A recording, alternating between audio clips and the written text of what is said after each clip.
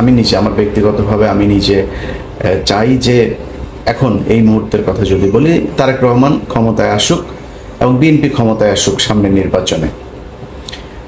আমি 5 তারিখের পরে আমার বেশ কয়েকটা ভিডিওতে আমি বলেছিলাম যে এই সরকারের যদি বর্তমান অর্থাৎ ডক্টর ইউনূসের যে সরকার, এই সরকারের যদি প্রয়োজন হয় তারা 5 বছর 10 বছর 20 বছর যতদিন ইচ্ছা থাকুক, কোনো সমস্যা নাই। আমি নিজেই বলেছিলাম ডক্টর মোহাম্মদ ইউনূসের হাতে সেই সুযোগটা ছিল এই দেশের যে কোনো ধরনের সংস্কার করা, এবং এমনকি দেশের জাতীয় সঙ্গীত, দেশের গণতন্ত্র, এই কি বলে সংবিধান,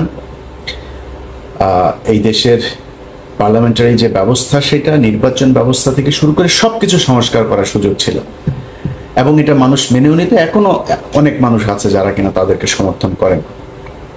কিছু কিছু জায়গায় আমিও সমর্থন করি, আমাদের অনেক সমালোচনাও আছে এই সরকারকে নিয়ে। এখন এই যে সুযোগটা বাংলাদেশের মানুষ তাদেরকে দিয়েছিল, তারা কতটা কাজে লাগিয়েছে দেখেন।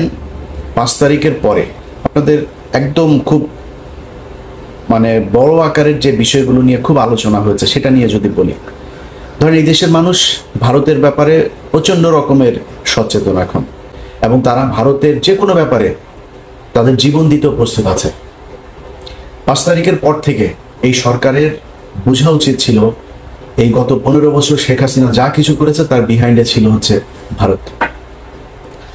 তারা আমাদের ট্রান্সশিপমেন্ট বাতিল করেছে, আমরা ট্রানজিট বাতিল করেছে তারা, আমি সহ আমার ইউটিউব চ্যানেল সহ বাংলাদেশের বেশ কয়েকটা জাতীয় গণমাধ্যমের ইউটিউব চ্যানেল তারা ব্লক করেছে। আমরা তাদের চ্যানেলগুলো এখন পর্যন্ত বন্ধ করতে পেরেছি। তারা বিভিন্ন সীমান্তে এসে তারপরে আমাদের উস্কানি দিচ্ছে। তারা সেনা মোতায়েন করেছে, বিমান বাহিনী মোতায়েন করেছে, রাফায়েল মোতায়েন করেছে। আমরা তার জন্য কতটুকু কি করতে পেরেছি? আমরা তাদের এখন পর্যন্ত ট্রানজিট বাতিল করতে পারি নাই। আমাদের বন্দর এখনো তারা ব্যবহার করছে, তাদের ট্রান্সশিপমেন্ট আমাদের দিচ্ছে না, কিন্তু আমরা তাদেরকে ঠিকই সেটা দিচ্ছি। আসলে কি আমরা তেমন কিছু করতে পেরেছি? ফারুকি, তারপর এই আসিফ নজরুল, এই দুইজনের ব্যাপারে আমরা শুরু থেকে বলে এসেছি। সারা বাংলাদেশের আমার মনে হয় 95% মানুষ সবাই চেয়েছে, সবশেষ ছাত্ররাও চেয়েছে। ছাত্ররা যখন আমার ব্যক্তিগতভাবে আমার সাথে ছাত্রদের একটা দূরত্ব তৈরি হয়েছিল, মাহফুজ বলেন, আসিফ বলেন, নাহিদ বলেন, হাসনাত, সার্জিস, সবার সাথে একটা দূরত্ব তৈরি হয়েছিল। সেই দূরত্বটা এখন নাই, কিন্তু সেই দূরত্ব কেন তৈরি হয়েছিল? এই আসিফ নজরুলকে কেন্দ্র করে। এই আসিফ নজরুল আসিফকে প্রথম আলোতে নিয়ে গিয়েছে, প্রথমা প্রকাশনাতে তার বই প্রকাশ করেছে। আমি তাদের বিরুদ্ধে কথা বলেছি। এখন এই যে আসিফ নজরুলের বিষয়টা ছাত্ররা বুঝলো, বুঝার পরে তারপরে ডক্টর ইউনূসকে বলেছে তারা আসিফ নজরুলের বিরুদ্ধে সতর্ক করার পরেও এই সরকার কি ব্যবস্থা নিয়েছে তাদের পক্ষে। এমনকি ডক্টর ইউনূস এখন পর্যন্ত গত 10 মাসে জনগণ চেয়েছে এমন কোনো কিছু কি তিনি করেছেন? তিনি মনে হয় খোঁজই রাখেন না। বাংলাদেশের মানুষ কি চায় সেটা তো না, তিনি আর যায়ও না, আসেও না। আপনি কোন সেক্টরটাতে যাবেন বলেন? গেল 10 বছর, এই 10 মাস যদি হিসাব করেন, এই দেশে চাঁদাবাজি হচ্ছে, এই দেশে ঘুষ হচ্ছে, দুর্নীতি হচ্ছে, অনিয়ম হচ্ছে, সবই হচ্ছে। কোনো কিছু কি বন্ধ আছে? এখন বিএনপি ক্ষমতায় থাকে, সব দোষ যদি বিএনপি সরকারের ঘাড়ে পড়ে, যাই হোক যেটাই ঘটুক, এখন যা হচ্ছে এটার দোষ ডক্টর ইউনূসকে নিতে হবে। আপনি বন্ধ করতে পারেন নাই কেন এই দুর্নীতিগুলো? একটা নর্মাল একটা ধরেন 111 সরকারও আপনার চেয়ে অনেক দুর্বল সরকার ছিল। বাংলাদেশের ইতিহাসে এত শক্তিশালী সরকার কোনোদিন আসেনি। এত শক্তিশালী হবার পরেও আপনি এগুলোর বিরুদ্ধে ব্যবস্থা কি নিয়েছেন? পুলিশের নিয়োগ বাণিজ্য থেকে শুরু করে থানায় যে পরিমাণে ঘুষ এখন চলছে, অন্ধকার যুগের অবস্থা। আপনি বন্ধ করতে পারেন, এর দায় আপনি নেবেন না? কিছুই বুঝেন না তো আপনার থাকার দরকারটা কি? হঠাৎ করে এসে রাগ করে বলেন আমি তো থাকতে পারি না, থাকতে পারবো না, আমি থাকবো না। তো গার্লফ্রেন্ডের সাথে মান অভিমানের বিষয় না তো, না, এটা দেশ চালানোর ব্যাপার। আপনি পারবেন না। এতগুলো স্টুডেন্ট মারা গেল, এতগুলো সাধারণ মানুষ মারা গেল, এই যারা আপনার সাথে এখন আছে এই স্টুডেন্টদের জীবন নিরাপত্তা ঝুঁকির মধ্যে ফেলে আপনি চলে যাবেন সবকিছু সব জায়গায় ব্যর্থ হয়ে? এটা তো হইতে পারে না। আপনাকে কঠোর হওয়া উচিত ছিল। এখন যাবেন আমি এখন মানে ঘাটটা সোজা করে তারপর দাঁড়াবেন, সেই সুযোগ আপনার হাতে নাই। কারণ আপনারা এই গেল 10 মাসে যেই সুযোগ হাতে পেয়েছিলেন সেটা কাজে লাগাতে পারেন নাই। জাতীয় সঙ্গীত নিয়ে আমরা কথা বলেছি, মনে হয় গায়ে সুরসুরি লাগে ওনাদের। আরে ভাই, জাতীয় সঙ্গীত নিয়ে আপনি আমার সাথে তর্ক করবেন? আমাদের কথা বললে মনে হয় বিশাল বিজ্ঞ কিছু লোকজন আমাদের এটা নিয়ে সমালোচনা করলে গায়ে লাগে। ভাই কি কারণে থাকবে জাতীয় সঙ্গীত? আমার বলেন। জাতীয় সঙ্গীত আমার দেশের নাগরিকের লেখা না, জাতীয় সঙ্গীতটা আমার দেশকে উদ্দেশ্য করে লেখা না। এটা 1905 সালে বঙ্গভঙ্গ রদের সময়। বঙ্গভঙ্গ কি?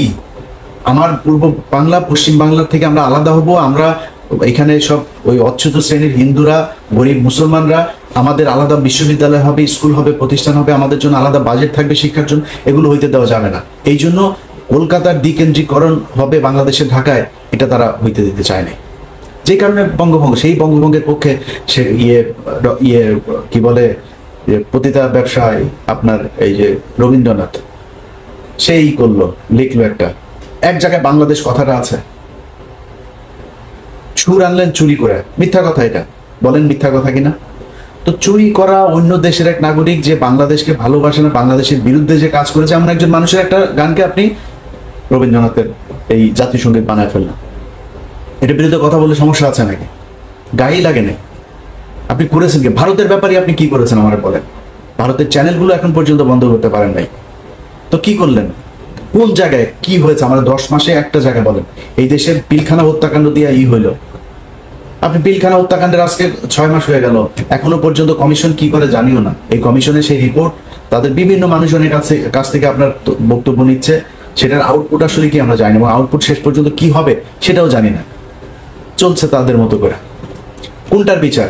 একটা জিনিসের দেখেন, আমি আজকে এই গত 10 মাসের আজকের জায়গায় এসে আপনাদেরকে বলি,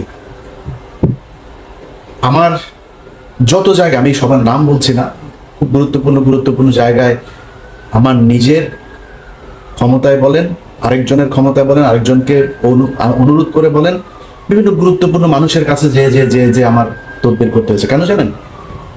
এখনো পর্যন্ত, এখন নতুন করে শুরু হয়েছে আপনার এই আলেমদের বিভিন্ন যে কথিত যে জঙ্গি নাটকগুলো আপনার সাজানো হয়েছিল, প্রথম আলো, ডেইলি স্টার, এরা মিলে যে নাটকগুলো সাজাতো, সেই নাটকে যারা আটক হয়েছে তাদেরকে জামিন দেয়, আবার স্টে অর্ডার দিয়ে দেয়, জেল গেট থেকে আটক করে। এই ঈদের আগের 1 সপ্তাহ এই ঘটনাগুলো ঘটেছে। এখন এই যে ঘটনাগুলো আপনারা ঘটাইলেন, এই লোকগুলি মানে আপনার বন্ধু মনে হয় নাই? এই লোকগুলির মানে শেখ হাসিনা দ্বারা তারা নির্যাতিত হয় নাই? এই লোকগুলির জন্য কিছু করবেন না আপনি? আপনার মনে হইলো যে না এরা আপনার শত্রু, টাচই করলেন। আর ভাই আমি কে? আমি এই দেশের কি একটা তেলা পোকা?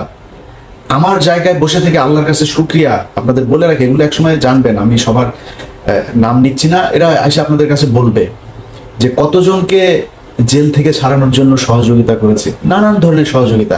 আমার এই কুরবানির ঈদের মধ্যে